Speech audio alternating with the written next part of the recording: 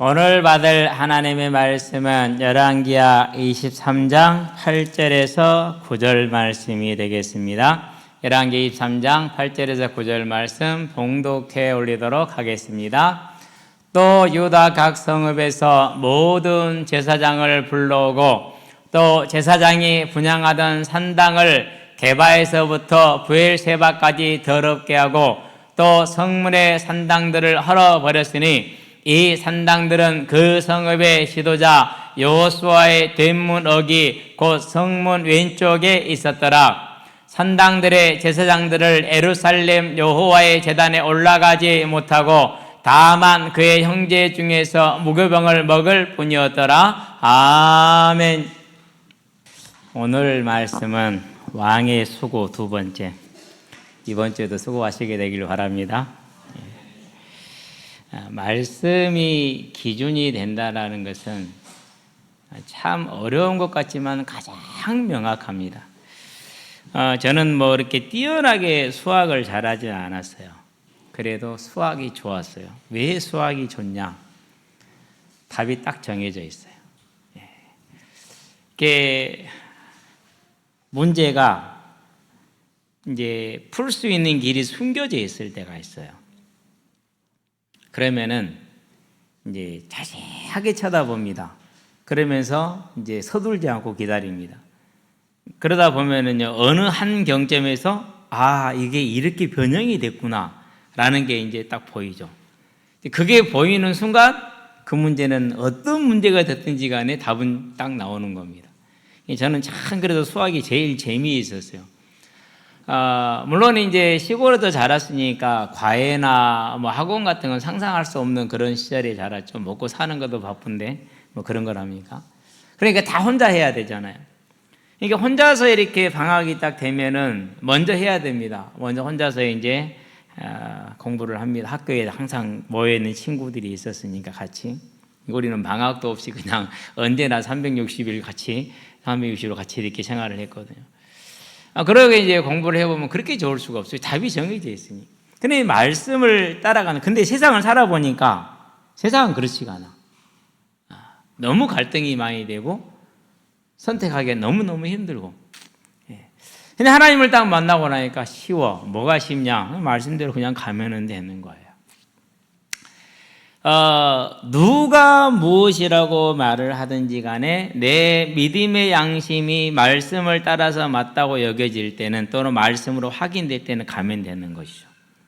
그래서 저와 여러분은 말씀이 지시하는 것을 따라가는 그런 순적한 사람들이 되기를 바랍니다. 그게 인생을 가장 지혜롭게 능력 있게 사는 길이고 우리가 천국에 들어가는 가장 안전한 길이다. 자, 그런 면에서 볼 때 유다와 이스라엘 그리고 사람의 삶, 인류의 역사는 실패할 때가 더 많았다라는 겁니다. 23장은 그게 얼마만큼 실패할 수 있는지, 불신자는 빼고 하나님이 선택한 백성 안에서만이라도 얼마나 실패할 수 있는가를 보여주는 놀랍고 또 놀랍고 그 놀라움 이상의 것을 지금 보여주고 있죠. 23장을 열왕기 23장을 자세히 읽어보면서 이게 가능한가 싶었거든요. 그러다가 우리가 신사참배를 어떻게 했는가를 읽어보면서 가능하구나, 있을 수 있는 일이구나, 그걸 봅니다. 그러면서 이 시간에 반드시 한번 꼭 기도해 달라고 짚고 넘어가고 싶은 게 있습니다. 다음 주 27일 일요일에 27일이 다다음 주인가요? 네, 다다음 주네요. 10월 마지막 주 일요일이죠. 광화문에서 연합 예배가 있대요. 목적은 뭐냐면 동성혼 금지, 차별금지법 통과 철회 이런 것을 주제로 이제 연합 예배를 드린다고 들었어요. 많이들 지금 기도하고 있고 계속해서 이제 목회자들이 모인 톡에는 관련된 내용과 기도 제목들이 올라와요. 근데 저는 부족하고 뭘 아는 거 많지 않지만은 제 신앙의 양심에 이것은 그렇게 좋은 길은 아니다. 좋은 길은 아니다. 왜 좋은 길이 아니냐? 교회가 대한민국의 인구의 4분의 1이 교회를 다닌다는데 그런 나라에서 이런 정치 세력과 이런 사람들이 득세를 해서 그게 가능해졌다는 얘기는 쉽게 말해서 어려워진 거죠, 교회가. 그건 무슨 얘기입니까? 답은 간단합니다. 유다의 역사와 이스라엘 역사를 봅니다. 유다와 이스라엘의 외적의 침략이 들어오고 어려움을 겪고 문제가 옵니다. 그러면 외적인 문제였습니까? 어려움이 문제였습니까? 아니면 유다의 타락이 문제였습니까? 단 한 번도 예외가 없이 유다의 타락이 문제였습니다. 그래서 예수님은 제자들이 그토록 바라던 로마로부터 해방이 돼서는 이런 방구도 없습니다. 아예 예수님은 관심조차 없습니다, 거기에는. 그래서 40일 동안 부활하시고 나서 제자들과 함께 한 다음에 그 이전의 이야기는 빼고라도요, 제자들이 간절히 물어봅니다. 왜요? 이제 예수님이 이제 하늘로 올라가시겠다고 그러니까. 그럼 언제 우리는 해방되는 겁니까? 성령이 오시면은 메시아가 아니고 성령이 오시면 우리가 해방되는 겁니까? 그게 이제 5절, 4, 5절, 6절입니다. 제자들이 물어보는 거죠. 그때 예수님이 말합니다. 그건 너희들이 알 바가 아니다. 그러니까 제자들이 말하는 재림의 언약, 즉 메시아 왕국의 건설과 하나님 말하는 메시아 왕국의 건설은 완전히 다른 겁니다. 그만큼 제자들도 3년을 듣고 보았지만은 착각하고 있습니다. 성령을 받기 전에는 알지 못하는 일입니다. 예수님은 뭘 말합니까? 내 나라는 땅에 있는 것이라 하늘에 있고 너희는 할 일은 예수의 부활을 증언할 일이지 너희 민족의 해방을 구할 일이 아니다. 민족은 하나이고 모든 백성이 어둠으로부터 사망의 죄로부터 해방되는 것이 하나님의 뜻이다라는 걸 말씀하는 겁니다. 그 언약을 초대교회는 잡았습니다. 그리고 300년 후에 그 언약을 놓칩니다. 그것도 가장 열심히 따르는 도나투스파, 아프리카 지역입니다. 그 사람들로 인해서 그 언약을 놓치게 되는 계기가 만들어지고 황제가 교회의 왕이 되어버리는 웃지 못할 일이 벌어집니다. 우리는 이 지점에 참 주목을 해야 돼요. 가장 열심히 따르는. 핍박의 순간에 한 번도 무릎 꿇지 않고 끝까지 견뎌냈던 그 사람들에 의해서 교회가 무너지는, 요단 동편이 그 유브라데스 강이 말라버리는 그 역사, 그게 그렇게 벌어집니다. 그러면 오늘도 마찬가지겠죠. 우리는 오늘까지 오기 전에 주보의 중간에 잘 정리가 되어 있죠. 제가 원하는 시인성 좋게 해달라는 말은 이런 말이었습니다. 주보 중간에 보면 이렇게 정리를 제가 했거든요. 읽어보니까 글씨 포인트를 11 정도로 키워야겠구나라는 생각이 들었어요. 아마 다음 주에 나올 때는 키워서 나오겠죠. 이러한 신사참배와 우상숭배가 어찌 이 평양의 예루살렘이라는 기독교 역사에 단 한 번도 없었던 그 부흥의 역사가 일어난 나라에서 1907년에 일어난 그 부흥의 역사가 왜 이렇게 30여 년 만에 우상숭배 역사로 바뀌었느냐. 한 세기도 안 가고 반 세기도 안 간 30년 만에. 저는 그 경점을 1910년이라고 봅니다. 일제의 강제 합병입니다. 그에 맞서서 많은 깨어있는 사람들이 생명을 걸고 독립운동을 합니다. 그리고 교회는 그 일의 핵심이었습니다. 분명히 시대가 요구하는 것이 맞습니다. 그러나 여기서 방향을 잘못 잡았다라는 것이 제 판단입니다. 뭐 해야 됩니까? 항일 운동을 해야 될 게 아닙니다. 무슨 운동을 해야 됩니까? 복음을 전하는 생명의 운동을 해야 됩니다. 그 일만 했으면 됐어요. 근데 그렇게 하지를 못했어요. 그 흐름이 오늘 우리가 지금 10월 27일 날 광화문에 모이는 그 흐름과 맥락을 같이 한다라는 겁니다. 여기 있는 우리 후대들은요, 목사님 그게 나하고 뭔 상관이 있습니까? 나하고 아무 상관없습니다. 이리 생각할 수 있습니다. 아닙니다. 이 나라의 미래가, 경제가, 강성함이, 인재가, 저와 여러분 하는 모든 일의 형통함이 그 일과 관련이 되는 겁니다. 기억해야 됩니다. 그래서요, 이 열왕기 하 23장을 보면서 왕의 수고를 볼 때 우리가 오늘 그리고 앞으로 우리가 해야 될 수고가 무엇이고 교회인 내가 가야 될 길이 무엇인가를 분명히 알고 가는 저와 여러분이 되기를 바랍니다. 개인적으로는 정말 그러고 싶어요. 그 톡에다가 부드럽더라도 이 길은 옳은 길이 아닙니다라고 말을 하고 싶어요. 그러는데 행복에 젖어 있는 분들의 눈동자를 보면서 교단으로부터 이제 탈퇴를 선언하고 나왔어요. 그러고 나니까 성도들이 떠나요. 많이 떠났어요. 큰 교회를 하시는 목사님들이 그래 우리 지금 너무 어렵습니다라고 말할 정도로 떠나요. 그런데 그나마 위로가 되는 게 이제 백석총회에 가입을 하고 또 한국교회와 함께 연합해서 그렇게 가는 게 이게 위로가 되고 있는 판에 그래도 얘기를 해야 되는가라는 이제 그런 마음입니다. 조용히 기도하는 중에 조금은 더 기다려봐라라고 말씀을 하시는 것 같은데요. 우리는 이 열왕기하 23장을 보면서 오늘 저와 여러분이 해 나가야 될 우리의 수고가 무엇인지를 보기를 바랍니다. 하나하나 다루는 이유가 있어요. 열왕기에 다룹니다. 역대기에서 다루십니다. 에레미야서에서 내내 얘기하십니다.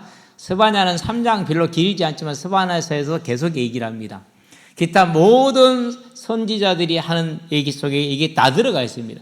하나님은 반복적으로 말씀하십니다. 그렇다는 얘기는 우리가 반드시 깨어서 알아야 된다는 것을 말씀하고 있는 겁니다. 그래서 저와 여러분들은 이제 이 요시야 시대를 바라보면서 이 역기명 기록을 가지고는 모릅니다. 와, 잘 되나 보다 이렇게 생각합니다. 역기기도 보면 그럽니다. 우리가 이제는 우상숭배 안 하겠다 이렇게 말합니다. 못하는 겁니다. 안 하는 게 아니라 실은. 증거가 어디 있냐? 그게 에레미야서, 그게 스바냐서입니다. 그러면 그들이 안 했으면 그 시대의 에레미야를 통해서 축복하는 말만 계속 쏟아져야 되잖아요. 스바냐를 통해서 너희들이 잘했다 이리 돼야 되잖아요. 아니요. 책망이 계속 나옵니다. 너희들은 멸망할 것이다. 그리고 내가 마지막에 다시 살릴 것이다. 이렇게 나옵니다. 그렇다는 얘기는 무슨 말입니까? 왕의 이 모든 수고에도 불구하고 말씀에도 불구하고 왕의 권세에 이제는 세력이 밀렸기 때문에 이전에는 세력이 강해서 왕을 죽여버렸지만은 이제는 세력이 밀렸기 때문에 어쩔 수 없이 조용히 있는 것입니다. 못하는 겁니다. 그리고 요시야 왕이 죽음과 동시에 그의 아들이 바로 나옵니다. 우리는 이런 거 치워 우상 숭배할 거야. 그렇게 나옵니다. 두 아들이 다 그렇습니다. 요시야 왕의 두 아들이 여호아스, 여호야긴, 엘리야김인데 여호야김으로 이제 이름이 계명을 당하죠. 엘리야김이 첫째고 여호아스가 둘째예요. 근데 여호아스가 먼저 왕이 돼요. 그리고 첫째가 나중에 왕이 되죠. 이제 보면 알 수가 있어요. 그래서 저와 여러분들은요, 이 요시야 시대와 그 이후의 세대가 완고함으로 자기들을 망쳤을 뿐만 아니라 그리고 하나님께서 시대를 전환하는 유다라는 혈통에서 유대주의라는 그 혈통에서 모든 만민의 구원으로 돌아가시는 그 시간표, 메시아의 시간표를 주는 그런 시점으로 돌아서는 그런 불행한 시대를 스스로 자처했고 맞이했다라는 사실. 그럼 우리는 뭐 해야 됩니까? 이제 우리는 이 시대와 어떤 요구를 한다 할지라도 하나님의 말씀에 순종해서 오직 예수의 부활의 증인으로서는 저와 여러분의 삶이 되고 소망이 되게 하시기를 바랍니다. 본론입니다. 성도의 수고 두 번째입니다.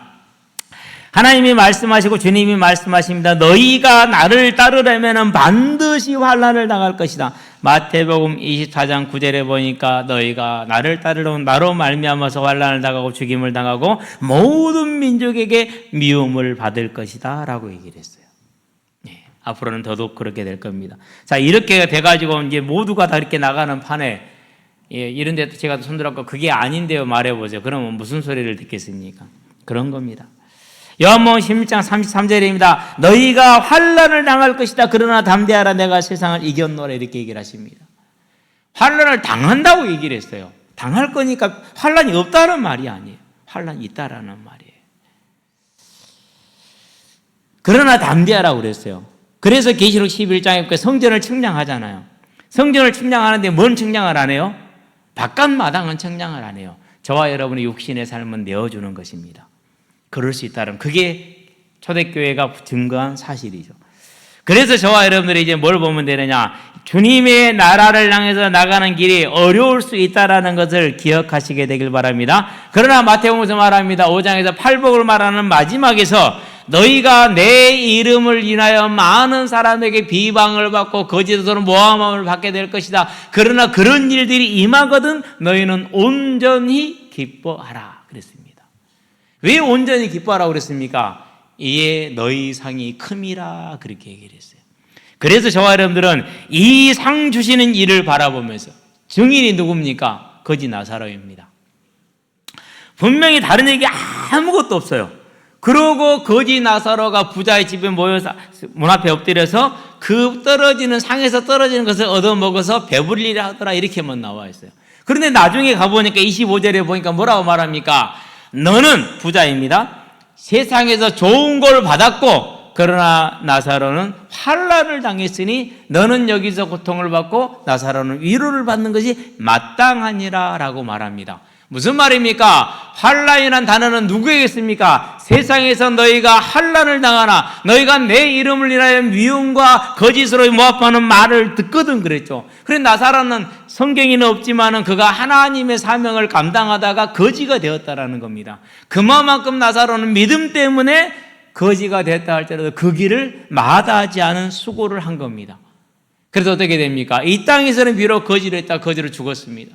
그 사명을 감당하다가 그러나 영원한 천국의 아브라함 품에 안겨서 그곳에서 영생을 그리고 영원한 복락을 지금 누리고 있는 겁니다. 우리는 이걸 증거로 삼고 오늘 저와 여러분의 삶에 하나님이 요구하시는 시대적인 수고가 어떤 것이라 할지라도 따라갈 수 있게 되길 바랍니다. 요시야 왕이 이렇게 개혁을 했습니다. 왜 개혁을 합니까? 두 가지 이유입니다. 첫 번째 이유는 뭡니까? 왜 개혁을 했을까요? 우상이니까. 당연히 하나님은 하나님이셔야 되니까. 그래서 하는 겁니다. 두 번째는 뭐 때문에 합니까? 성경이 말합니다. 행여 하나님께서 저희를 용서하지 않을까라는 기대를 가지고 하는 것입니다. 역대기에 보면은 그 말씀을 하고 계시고 스바냐에 보면은 그 얘기가 나옵니다. 너희가 돌아서면 내가 너희를 용서하리라 이렇게 얘기를 합니다. 스바냐를 한번 가볼까요? 3장으로 갑니다. 찾기도 쉽죠? 스바냐 3장 7절을 보시게 되길 바랍니다. 내가 이르기를 너는 오직 나를 경외하고 교훈을 받으라. 그리하면 내가 형벌을 내리기로 정하기는 하였지만 너의 거처가 끊어지지 아니하리라 하였으나 그들이 부지런히 그들의 모든 행위를 더럽게 하였느니라. 하나님의 징계가 경감이 되고 용서가 될 수 있다라는 겁니다. 그걸 기대한 겁니다. 그러고 이 어려운 길을 지금 가는 겁니다. 고난의 길을 가는 겁니다. 힘든 길을 가는 겁니다. 자, 우리가 오늘 본문을 읽어본 것 중에서 23장에서 앞으로 먼저 가봅니다. 4절을 봅시다. 왕이 대제사장 hil기야와 모든 부제사장들과 부제사장들을 처음 나오는 단어입니다. 성경 전체 여기서만 나오는 단어예요. 그래서 학자들도 좀 헷갈려해요. 그러는데 주석가들은 주로 어떻게 얘기를 하느냐? 젊은 레위인들을 부제사장이라 이렇게 말할 것이다 라고 생각을 합니다. 어쨌든 넘어갑시다. 문을 지킨 자들에게 명령하여 바알과 아세라와 하늘의 1월 성신을 위하여 만든 모든 그릇들을 여호와의 성전에서 내다가 예루살렘 바깥 기드론 밭에서 불사르고 그것들의 재를 베델로 가져가게 하고 그랬어요. 베델에 뭐가 있죠? 우상 숭배의 중심지입니다. 재를 뿌리는 건 뭘 말하는 겁니까? 더럽게 하는 겁니다. 그래서 우상 숭배의 더러움을 드러내주기 위해서 그렇게 하는 겁니다. 근데 중요한 것은 이미 앞에 지금 성전 계획을 한번 했잖아요. 그렇죠? 18년 차거든요, 이때가. 그 전에 이미 한번 했어요. 역대기에 가니까요, 역대기 23장에 보면 32장에 33장입니까? 33장에 34장 보면은 뭐가 나옵니까? 역대기 33장 8절인가요? 34장 3절. 아직도 어렸을 때 중간에 제12년에 유다와 예루살렘을 비로소 청결하여 그 산당들과 아세라 목상들을 다 제거했다고 얘기를 했어요. 그랬는데도 불구하고 아직도 성전 안에 바알과 아세라와 1월 성신을 섬기는 집기들이 남아있어요. 성전, 그러니까 우리 교회 개념 보시면 안 돼요. 이건 성소의 개념, 이건 성전의 성소예요. 그리고 지성소와 성소는 이 정도 개념으로 생각하시면은 주변 둘레에 집들이 쫙 지어져 있는 게 다락들과 집들이. 사람이 거처할 수 있을 만한 한 가족이 살면서 성전 집기들을 관리할 수 있을 만한 게 되게 넓고 크다라고 생각을 하셔야 돼요. 그 안에 아직도 바알과 아세라 상이 있어요. 그리고 태양신의 우상들도 아직 있어요. 그리고 그때 제사에 쓰는 집기들도 그대로 있어요. 그럼 누가 있다는 소리입니까?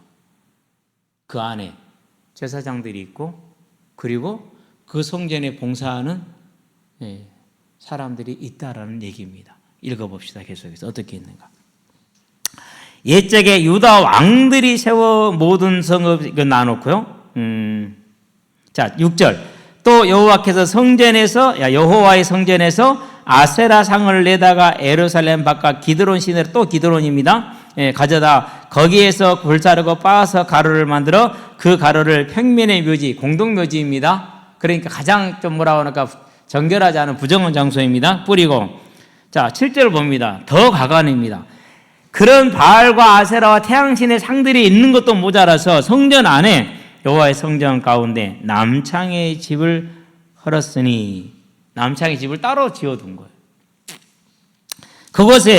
그곳은 여인이 아세라를 위하여 휘장을 짜는 처소였더라. 그럼 이 여인들은 누구냐? 제사장들입니다. 바알과 아세라에 섬기는 제사장들 중에 섬기는 일종이고, 이 여자는 누구냐? 창녀들입니다. 남창과 창녀가 있었어요. 그 말은 뭘 뜻하는 겁니까? 제사를 지내러 갑니다. 바알에게 제사를 지내러 부부가 갑니다. 그럼 제사를 지내서 남자는 여창하고 아내는 남창들하고, 이게 예배입니다. 이게 믿음입니다.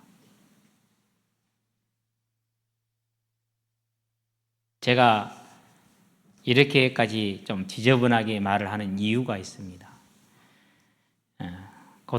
예전에 지도했던 전도사 시절에 지었던 학생이 저는 그런 것에는 별로 개의치 않습니다 그러더라고. 그래서 제가 얘기를 했어요. 네 기준대로 너의 세계관대로 판단하는 게 아니다. 그것은 네 기준이지 하나님 기준이 아니다. 중요한 것은 10월 달에 뭐 방송에 나온다는데 그것은 내가 볼 때는 파급과 효과가 별로 없다. 이유가 뭔 줄 아느냐? 빙산의 일각도 안 나온다. 이유가 뭔 줄 아느냐? 그들의 타락이 그들의 믿음이기 때문에 드러날 이유가 없다.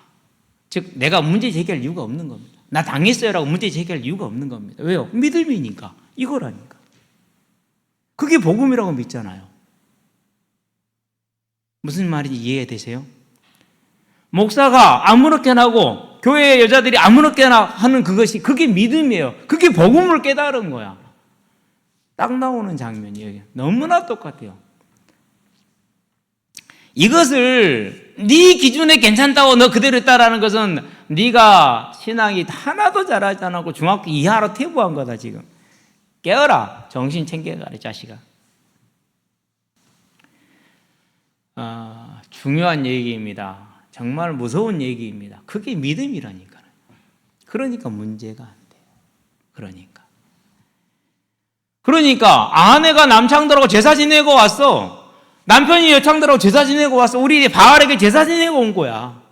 문제 돼요, 안 돼요? 뭐가 문제가 돼요? 그들의 믿음인데 문제가 안 되는 거죠. 그게 어디서 일어났다고요? 그게 성전에서요. 그 일이 그때만 일어났다고요? 아니요, 지금도요. 그럼에도 불구하고 그 제사장한테 가서 물어봅니다. 이게 잘못된 거냐? 바알 제사장한테 물어봅니다. 이게 잘못된 얘기는 절대 잘못된 것 아니다. 그렇게 말합니다. 그럼 그 말도 헷갈립니다. 이제 그것 자체가 슬픈 일이에요. 뭐가 중심이라고요? 말씀이 말하잖아요. 우리는 이걸 알아야 돼. 그래서 저와 여러분들은 이 눈을 열지 않으면 어떻게 됩니까? 하나님이 부르잖아요. 스바냐를 통해서 내가 너희를 복주기를 원하고 너희를 용서하기를 원하니 너희는 버리고 돌아와라. 그런데 아니라 이렇게 얘기를 합니다.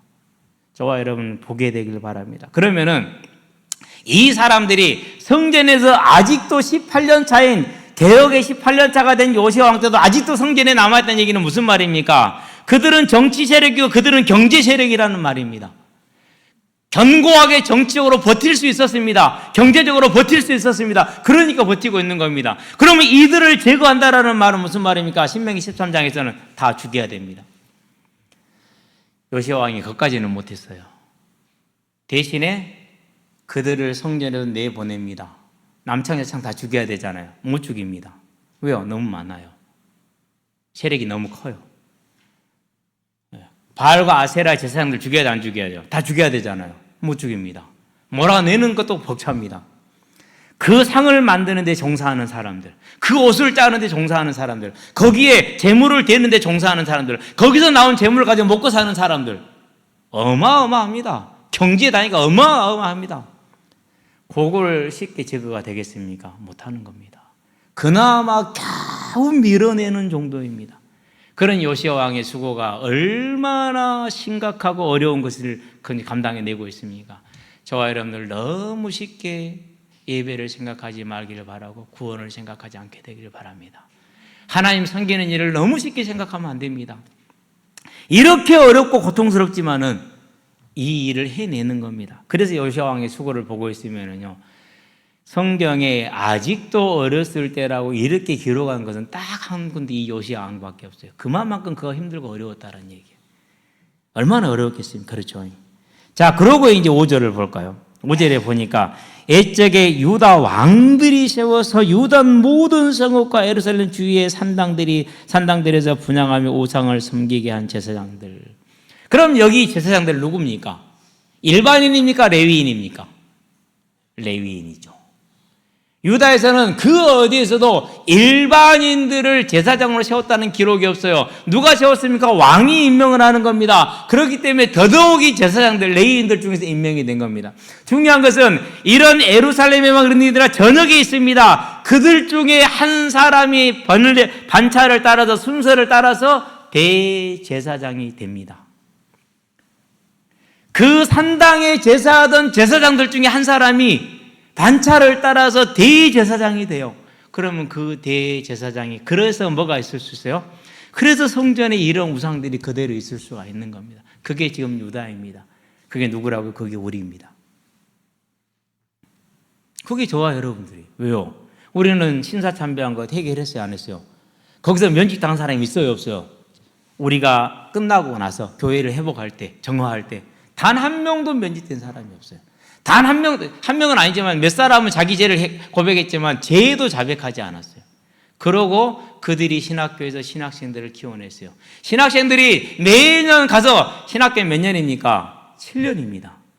강도사까지 합치면 8년입니다. 그 매년 가서 미소기 하라이, 천조 대신보다 높은 신은 없다라고 자백함으로 고백함으로 인해서 그 미소기 하라이라는 귀신에게 절하는 그 세례의식에 참여할 수 있었는데 그렇게 모든 사람이 다 했어요.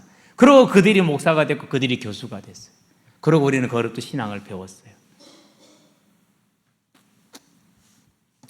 그들의 유다의 이 모습과 우리의 모습은 겹치는 부분이 많습니다. 그렇죠. 그러니까 레위인들이 그 산당에서 우상을 섬긴 겁니다. 그들을 폐했어요. 폐하는 정도입니까? 아니죠. 죽여야 되잖아요. 근데 못 죽여요. 왜요? 사사시대 내내 그랬죠. 사무엘 가서 산당에서 제사 드렸죠. 다윗 산당에서 제사 드렸죠. 솔로몬 산당에서 제사 드렸죠. 유구한 역사, 600년의 역사를 가지고 있어요. 그러니 이들이 저항할 수 있어요, 없어요? 왕이 임명했다.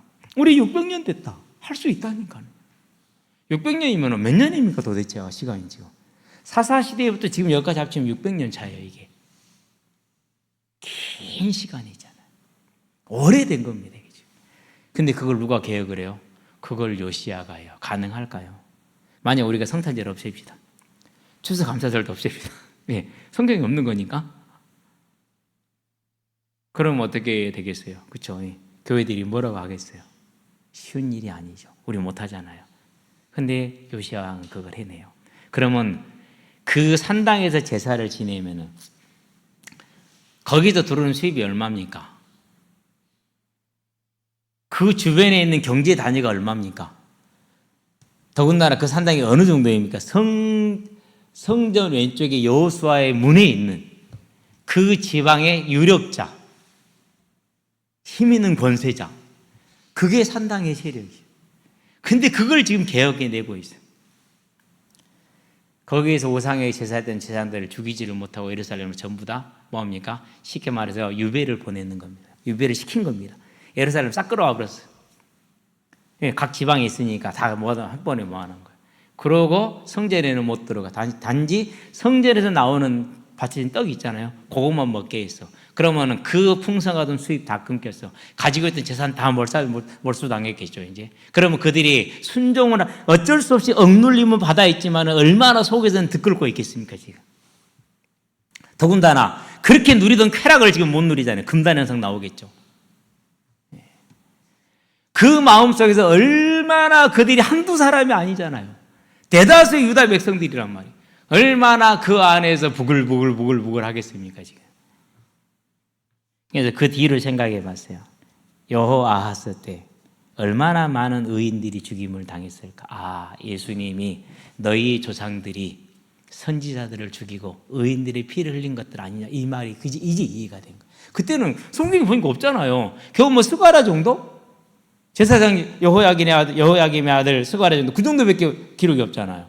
그런데 이 요아스 왕의 그 모든 정책 하에서 숨죽이고 있고 누룩 없는 떡 띄어 먹으면서 이를 갈고 있던 자들이 요시야 왕이 죽고 나니까 여호야스 왕이 우상을 딱 다시 다 회복할 때 가만히 있었겠습니까? 그 사람들 전부 찾아가서 죽이고 제사를 왕탈하고 난리를 쳤겠죠. 그 모습이 생각이 나더라고. 그게 딱 생각이 나면서 아, 이랬었구나. 아하스 왕 때 그들이 히스기야 왕 때 권력을 잃었다가 므낫세가 왕이 돼서 또 얼마나 많은 사람을 죽였을까. 그러다 요시야 왕이 또 개혁을 하고 나서 죽고 나니까 또 얼마나 많은 사람을 죽였을까. 더군다나 전쟁의 혼란이 왔는데 더욱더 그러지 않았겠습니까? 더욱더. 이런 모든 걸 알고 있지만 이와 같이 피비린내 날 정도의 싸움을 한 게 이 여호아하스 왕의 성전 정화 작업, 우상 정화 작업이라는 사실을 저와 여러분들은 기억하시게 되기를 바랍니다. 결코 저와 여러분들 우리 집 안에서, 우리 집 안에서만도 우상을 제거하는 게 쉽지 않아요. 저희 집도 그래요. 어머님이 소천하시고 나서 장례를 마치고 어머님이 돌아가시기 전에 이임 형제가 내기를 다 끝냈어요. 아버지 묘도 파서 같이 화장을 해서 아예 아무것도 없이 한다. 화장 뼈 갈아놓은 거 묻어놓은 거 그것도 없이 하기로 했어요. 얘기 다 하고 동의를 다 했어요. 그리고 막상 이제 장례를 치르게 되니까 못 하겠대요. 낙골당에 모시겠대요. 그러니까 형님이 그러면 알았다. 그러고 이제 양보를 해준 거예요. 왜? 얘기를 들어보니까 너는 그럴 수 있겠다 싶어서. 그럼 낙골당 들어가는 비용을 누가 대야 돼요? 최소한 자기가 대야지. 안 그러면 분바이라도 이렇게 나눠서라도 해야 돼. 그러잖아요. 나 안 했어요. 장례 비용요? 장례 비용 전부 다 형님 혼자 다 가야 됐어요. 그러고는 이제 뭘 요구하느냐? 노제를 지내달래요. 그래서 내가 얘기를 했어요. 노제는 안 된다. 그건 못 해주겠다. 형님이 야 저거 가만히 안 있을 건데요. 형님 제가 짊어질게요. 가만히 계세요. 어떻게 할 건데? 그냥 가만히 계세요. 그리고 제가 장례식장 찾아가서 얘기를 했어요. 노제 없습니다. 바로 직행입니다. 그렇게 하세요. 내 말대로 하세요. 안 그러면 그래가지고 그렇게 하게 했어요. 그거 하나 안 했다고. 그거 하나 안 했다고. 장례 끝나러 지금까지 연락도 안 해요. 저야 일부러 계속 하니까 저하고는 소통이 이루어지겠지만은요. 이게요. 이런 갈등이 있다 할지라도 최소한 천국 앞에 심판대 앞에 섰을 때 그래도 내 동생이 우리를 옳은 길에 이끌려고 그 어려움을 감당했구나. 그 정도는 알겠죠. 그죠? 절대 쉬운 싸움 아니에요. 지금도 이 싸움 하고 있어요. 앞으로도 더 될 거예요. 그러나 절대 양보할 수 없고 타협할 수 없는 싸움이고 0.1%도 이제는 할 수 없어요. 우리는 이와 같은 작은 것부터 시작했어. 이 시대에 어떤 일을 만난다 할지라도 요시야 왕을 보시기를 바랍니다. 생명 걸고, 그러면 그를 도우는 자들도 마찬가지입니다. 역사를 보니까 히스기야 왕이 죽고 나니까 함께 도왔던 이들이 다 죽임을 당하더라. 알죠? 그럼에도 갑니다. 뭐 때문에 갑니까? 이유는 한 가지입니다. 하나님은 하나님이니까 당연히 가야 되기 때문에 가는 겁니다. 또 한 가지가 더 있습니다. 내가 이 일을 하고 우리 후손이 죽는다 할지라도 그들이 맞이하게 될 영원한 영광 때문에 가는 겁니다. 저와 여러분의 삶이 그와 같은 믿음으로 세워지게 하시게 되길 바랍니다. 어려운 싸움입니다. 해야 됩니다. 예. 저와 여러분들은 이 길을 힘들더라도 갈 수 있게 되길 바랍니다. 그래서요, 그 길을 마쳤었을 때 주님이 뭐라 말씀하시겠습니까? 우리가 살아가는데 반드시 세상에서 어려움 많이 있습니다. 힘든 것도 많이 있습니다. 예. 그래서 청년회 때 그랬어요. 우리 청년들이요, 직장을 놓고 많이 고민을 해요. 제일 문제는 뭐냐? 주일 예배에 걸리는 문제죠. 제가 항상 그렇게 얘기합니다. 여기 돈이 좀 적어도 주일 예배 드릴 수 있지 않냐? 이리 가야지. 뭐 고민할 게 뭐가 있냐? 그게 뭐 고민이고, 그게 뭐 갈등, 그게 뭐 기도 제목이냐? 그냥 이리 가. 돈이 좀 적어도 이리 가는 거야. 그게 당연한 거야. 이제 예수 믿은 지 1년도 안 된 청년이 20년, 15년 된 청년들한테 그런 얘기를 하고 앉아있어요. 그게 말이 됩니까? 안 되는 거죠. 그러죠? 저와 여러분 앞으로 이제 하나님의 나라에서 누가 예배드리면 쫓아옵니까? 그런 것도 없잖아요. 하나님의 눈치를 보는 자들이 되기를 바랍니다. 하나님 앞에 바로 서는 자들이 되기를 바랍니다. 세상이 뭐라고 말한다 할지라도 우리는 하나님 앞에 서야 되는 것입니다. 그게 저와 여러분들이 가야 될 길입니다. 그리고 이 요시야 왕이 어떻게 합니까? 게바에서 브엘세바까지. 게바는 유다 북쪽입니다. 브엘세바는 최애 남단입니다. 베델, 게바, 여기가 베델, 그 다음에 게바 이렇게 돼 있어요. 그리고 브엘세바는 맨 남단. 그러면 베델이 여기면 베델을 시작해서 어디가 제일 끝입니까? 베델에서 단이, 이스라엘 북쪽 끝은 단이에요. 전 영토에 걸쳐서 모든 걸 다 해내는 이 어마어마한 일을 합니다. 그 말은 무슨 말입니까? 모든 그 원한을 가진 이들이 전 이스라엘에 가득 차서 좀 숨죽이고 있다라는 겁니다. 이제 저 왕이 8살에 왕 됐다고 해서 이제 커가지고 힘이 생겨놓으니까 못 해보겠거든. 왜요? 연합된 세력이 아니라 개별 우상들로 단위별 세력이니까 연합하기 전에 깨버렸기 때문에 못 움직이겠거든. 그러니까 숨만 죽이고 있는 겁니다. 그 모습을 왜 요시야 왕이 모르겠습니까? 그들이 정말로 순종했다고 정말로 따르기로 했다면 스바냐가 그렇게 말했겠습니까? 에리미야가 그렇게 말했겠습니까? 아니었던 것이죠. 그래서 구원의 은혜를 받지 못한 자는 어떤 모습을 하고 있어도 따라갈 수가 없다라는 사실입니다. 이제 우리는 이런 사실을 보면서 이 어려움이 있다 할지라도 사람을 따라가지 않고 사람의 말을 듣지 않냐고, 관례를 따라가지 않고 관습을 따라가지 않고 역사를 따라가지 않냐고 말씀을 따라간 이 요시야 왕의 삶이 저와 여러분의 삶이 되시게 하기를 바랍니다. 시편 119편 105절에 말합니다. 주의 말씀이 내 발의 등이요 내 길의 빛이니이다, 이렇게 말합니다. 그게 저와 여러분이 되게 하시기를 바랍니다. 그래야 됩니다. 사람의 말을 들으면 절대 안 됩니다. 하나님의 말씀이 그렇습니다. 말씀에 청종하는 것이 쉽지 않고 어려울 겁니다. 그러나 그 길을 가기를 주의 이름으로 축원드립니다. 결론입니다. 병거와 마병입니다. 저와 여러분은 그 무엇보다도 성경에 있는 말씀을 사랑하게 되기를 바랍니다. 꺼내기 싫은 기억입니다만 사도행전을 한 적이 있었죠. 왜 사도행전을 했느냐? 성령께서는 예수님을 전할 때 부활을 말했지 다른 건 말하지 않았다라는 사실을 말해주기 위해서. 그 말은 다른 말로 표현하면 이제까지 내가 예수를 전한 내용이 삼중직을 중심으로 마귀의 권세를 깨뜨리려 하겠던 내용들이 틀렸다라는 것을 자백하는 것이기도 하고 회개하는 것이기도 했습니다. 그런데 우리 다 기억하시잖아요. 지금도 우리 주보에는 사도행전 정리되어 있어요? 안 되어 있어요? 되어 있잖아요. 근데 그 말씀을 듣고 회개를 했어요? 안 했어요? 여러분들은 그래도 그 말씀 보고 따라오신 거예요?